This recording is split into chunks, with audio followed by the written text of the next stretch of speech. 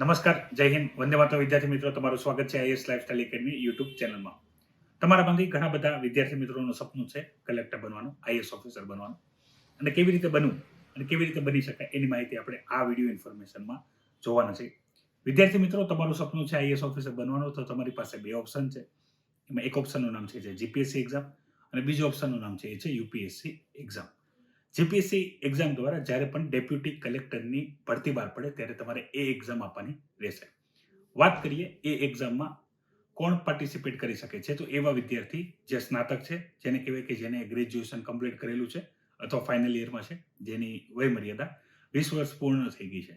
તો એ વિદ્યાર્થી મિત્રો જીપીએસસી ડેપ્યુટી કલેક્ટરની જ્યારે પણ ભરતી આવે છે ત્યારે એક્ઝામ આપી શકે છે. એક્ઝામ પેટર્નની વાત કરું તો પ્રિલિમ્સ એક્ઝામ હોય છે, જેમાં મલ્ટિપલ ચોઇસ ક્વેશ્ચન હોય છે, 2 પેપર હોય છે. એમાં તમારે ક્વોલિફાય તમે થઈ જાઓ તો તમારે મેન્સ લખવાનો વારો આવશે. મેન્સમાં ટોટલ 6 પેપર હોય છે, જેમાં એક નિબંધ, એક ગુજરાતી ભાષા, એક અંગ્રેજી ભાષા અને 3 સામાન્ય અભ્યાસક્રમ જનરલ સ્ટડીઝના પેપર હોય છે. લાસ્ટ છે એ છે ઇન્ટરવ્યુ. ઇન્ટરવ્યુ તમારે પર્સનલી આપવાનું હોય છે. આખી એક્ઝામ ગુજરાતીમાં આપી શકાય છે, ક્વેશ્ચન પણ ગુજરાતીમાં હોય છે. પણ આની ભરતી ટાઈમ ટુ ટાઈમ થાય છે, રેગ્યુલર થતી હોતી નથી, અને એકવાર થાય છે ત્યારે પણ બહુ લિમિટેડ સીટ માટે થાય છે. એટલે કોમ્પિટિશન બહુ સારું હોય છે. તો તમે એની માટે પ્રિપેરેશન કરી રહ્યા હો તો સારી રીતે કરવી, પ્રેક્ટિસ કરવી અને એક્ઝામ આપવી. બીજું છે એ છે યુપીએસસી ઓપ્શન. યુપીએસસીમાં સિવિલ સર્વિસ એક્ઝામિનેશન લેવાય છે, જે ટોટલ 24 સર્વિસીસ માટે કોમન એક્ઝામ છે. એની અંદર પણ 3 સ્ટેજ છે. વાત કરીએ એક્ઝામ પેટર્નની તો એક્ઝામ પેટર્નની અંદર પ્રિલિમ્સ એક્ઝામ હશે, એમાં 2 પેપર રહેશે. એક હશે જનરલ સ્ટડી પેપર, એક હશે CSAT paper. CSAT paper qualifying in nature હશે. તમારા માર્ક્સ, મેરિટના માર્ક્સ જનરલ સ્ટડી પ્રમાણે ગણાશે. જનરલ સ્ટડી પેપરમાં તમે ક્વોલિફાય થઈ જશો તો તમને મેન્સ લખવાનો વારો આવશે. યુપીએસસી મેન્સમાં ટોટલ 9 પેપર હોય છે, જેમાં 2 લેંગ્વેજ પેપર હોય છે, ઇંગ્લિશ અને ગુજરાતી, જે ક્વોલિફાઈંગ ઇન નેચર રહેશે.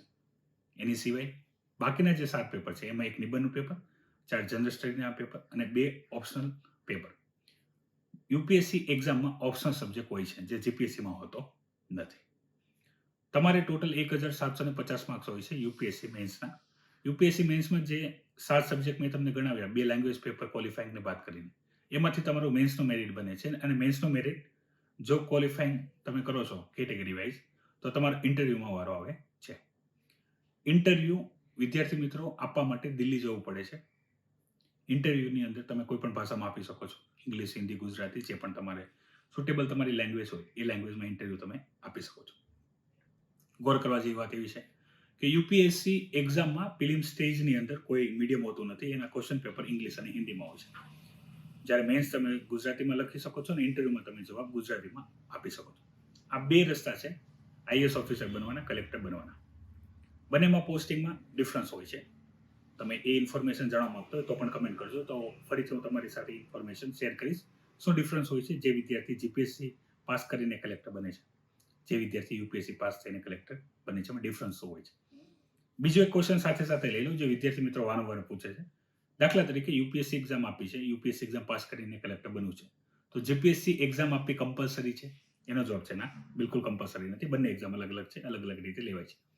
પણ જે વિદ્યાર્થી કલેક્ટર બનવાની સફરની અંદર હોય છે, એ વિદ્યાર્થીઓ યુપીએસસીની એક્ઝામ આપતા હોય છે અને જીપીએસસીની એક્ઝામ પણ આપતા હોય છે. બંનેની પ્રિપરેશન સિમિલર હોય છે.